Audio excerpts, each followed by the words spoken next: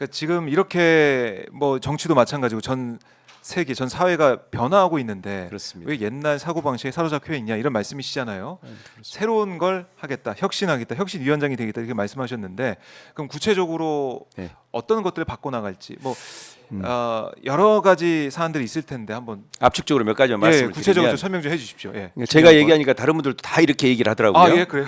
우리 혁신회의가 주장하는 것도 다 그렇게 얘기하는데 예. 문제는 실현 가능성입니다. 아, 실현 가능성. 첫 번째는 예. 당원들의 참여 의식이 굉장히 높아졌어요. 이제 민주적이고 공화적인 당원들이 늘어났다는 거예요. 네. 한 공동체 운영에 특히 정당의 운영에 책임윤리를 가지고 내가 참여하겠다. 이런 그 분들 우리가 염원했던 거 아닙니까? 깨어 있는 시민들, 네. 참여하는 국민들. 어. 그러면 행동하는 당원들을 예우해야 되는데 우리는 팬덤이니 뭐니 이렇게 치부하고 시대 적응 못하기 때문에 그런 말 하고 있는 거거든요. 네. 이제 그런 분들이 의사결정의 중심에 서는데 당원총회를 일상화하려고 합니다. 모바일 정동으로 전환해서. 예. 네. 항상 들여다볼 수 있게. 그렇죠. 함께 할 수 그리고 있게. 의사결정에 있어서 예. 중앙당 사안이든 시당 사안이든 간에 물어야 합니다. 의사를. 이게 묻는 과정은 학습의 과정이기도 하거든요. 네. 물어봐주면 당원들도 그래 이 문제가 뭐지? 나는 어떤 선택을 하지? 그때 공부하는 거예요. 공부하죠. 근데 자꾸 중앙당에서 보니까 어떤 의원이 당원 교육 많이 해야 한다 이러는데 당원 교육은 계몽, 훈육, 조직해서 되는 문제가 아니고요. 의사를 자꾸 여쭤볼 때 네. 당원들이 스스로 그래 나도 책임 있게 답변을 하려면 찬반에 대해서 공부하게 되거든요. 그래서 당원 민주주의 자체가 당원 역량의 강화 연결됩니다. 네. 그걸 꼭 하겠다는 거고요. 작은 사안부터 그러니까 대소사를 물어봐야 됩니다. 우리가 한 집안에서 무슨 대소사를 결정할 때도 네. 아버지 혼자 다 하는 시대가 지나갔잖아요. 그렇죠. 아버지가 본 건 영주가 아니잖아요.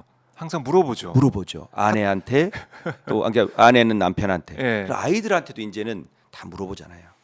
심지어 그냥 카톡방에 물어보죠. 그렇죠. 언제 뭐 밥 먹으면 되겠니? 그렇죠. 이런 거부터 해가지고. 지금까지 불만은 예. 당원들의 눈물을 닦아주지 못하는 데도 있지만 아. 주요한 의사결정에 당비만 내라 하고 선거 때만 본인이 조직 동원해서 그냥 투표만 하라 하지 사실은 당원들을 이용하고 도구적 수단으로만 생각했지 당의 중심에 세운 적이 없거든요. 예. 그래서 일상적으로 묻겠다. 이거 하나 하고요. 예. 두 번째는 아까 연장된 얘기인데 365 시당이 필요합니다. 365 시당. 365 시당. 늘 열려 있어야 됩니다. 365일 열려 있는. 그리고 시당위원장이 직접 당적 지휘 권한을 가지고 시장, 구청장, 네. 시의원, 구의원 활동도 평가하고요. 지원도 하고요. 그런 시당은 플랫폼으로서의 참모부 역할을 해야 되거든요. 네. 그런데 지금 시당위원장이 누군지를 당원들이 잘 모릅니다.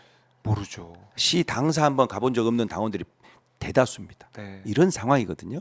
그래서 그렇게 하겠다는 게 첫 번째고 두 번째는 이제 핵심은 공천혁명입니다. 아.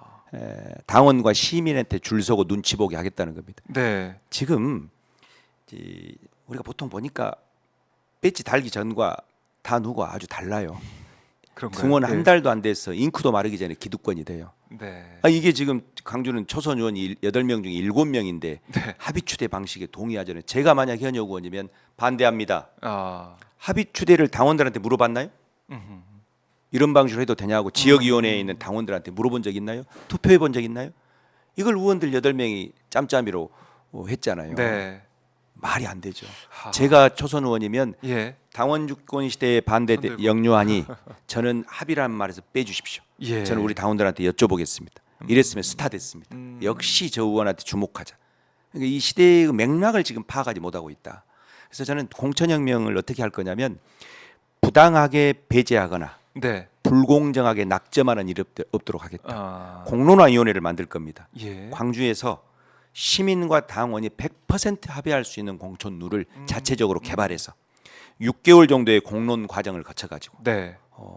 합의하고 투표해서 1년 전에 그것을 확정해 놓고 거기에 다 등판시킬 겁니다. 입구는 넓혀서 등판은 다 가능하게 하되 출구는 좁히는 것은 시민과 당원이 하게 하자. 그렇게 되면 어떻게 되냐? 국회의원들이 오히려 시민 당원들 눈치 봅니다. 국회의원들이 일방적으로 공천하지 않습니다. 그 완벽한 시스템을 만들려고 합니다. 그래서 누구 시장 선거 때 누구를 지원할 사람이냐, 네. 쟤는 누구 사람이냐, 이렇게 하는 게 아니라 당원들한테 충성하고 시민들한테 인정받는 사람이면 반드시 네. 등판 가능하게 하겠다. 이게 실력 있는 민주당을 만드는 첩경이고 민주당이 그런 정당 혁신의 모델을 만들어야 정권 교체 가능합니다. 또 호남에서는 지금 아시겠지만 네. 조국 혁신당이라고 하는 예인선인지 쇄빙선인지 어쨌든 그걸 자처하고 있는 예. 그 당이 등장해서 혁신 경쟁하고 있거든요. 그러니까요. 그래서 저는 조국 혁신당에서 평가, 뭐 조국 혁신당이 정권 교체에 유리하냐 불리하냐 이게 중요한 게 아니라 민주당이 타 정당을 완벽하게 능가하는 정당 혁신, 그 당원 혁명의 맏형이 돼야 된다. 이러면 경상도에서도 네. 민주당의 험지에서도 역시 저 당이 제일 낫다. 그렇게 그게 중도 확장 전략이고요. 네. 그게 대선 전략이다. 저는 그렇게 생각합니다. 뼈를 깎는 예. 고통을 감내해야 된다. 이걸 광주에서 해보겠다. 이런 이 말씀 들어보니까 이게 이렇게 확장이 되나? 그렇습니다. 이렇게 민주당 입장에서도 정권을 되찾아오는데도 정말 많은 도움이 되는 그런 걸 강 의원 대표께서 직접 한번 해보겠다. 제가 더민주연구 혁신회의 상임 대표이기도 하지만 우리 당 대표 이재명 당 대표 특보였지 않습니까?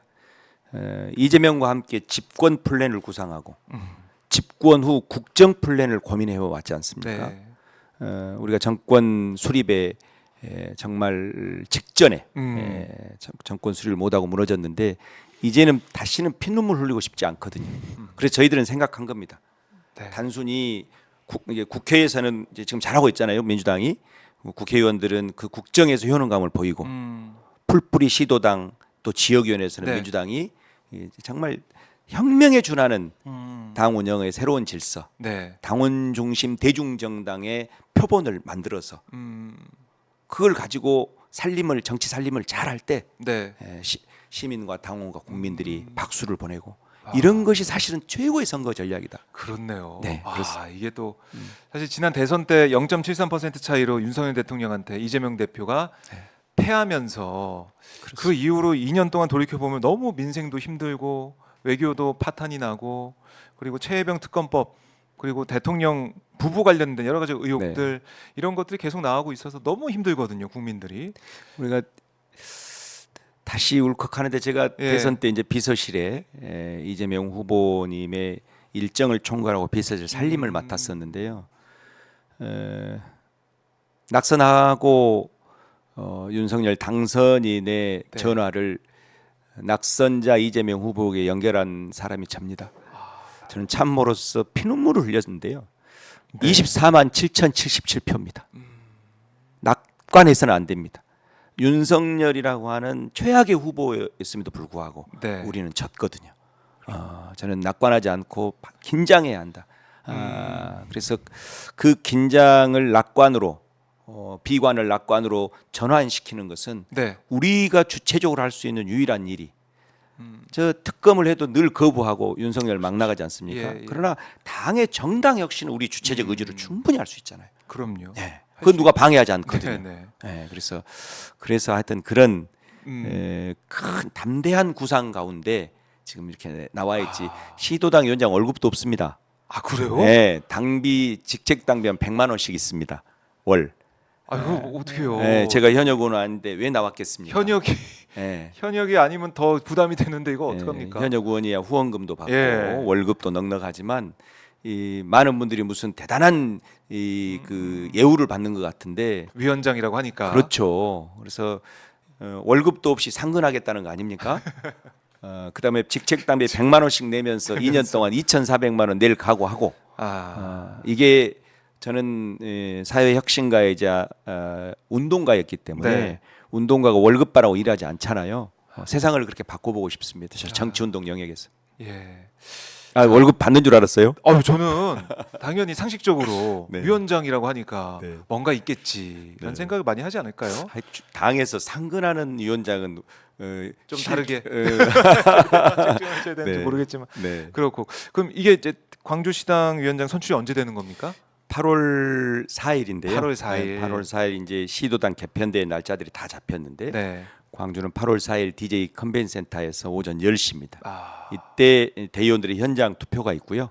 그 전부터 이제 11만 명 모바일 투표 8월 4일에 지금 결과가 네. 발표가 된다, 합산돼서 발표가 된다 이렇게 그렇습니다. 말씀하셨는데 얼마 안 남았네요.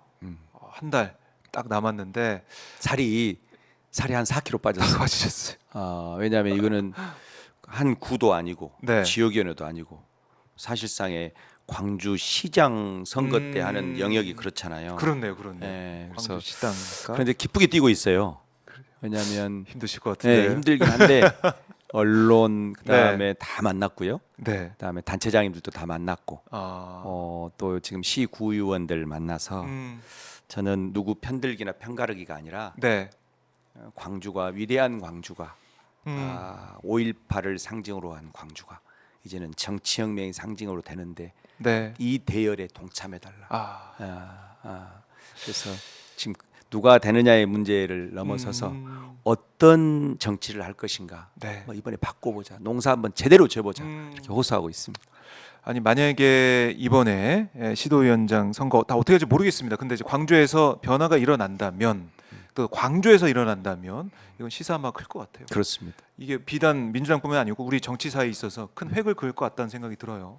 그 오마이 TV에서 만약 제가 당선되면 거의 분기별로라도 예.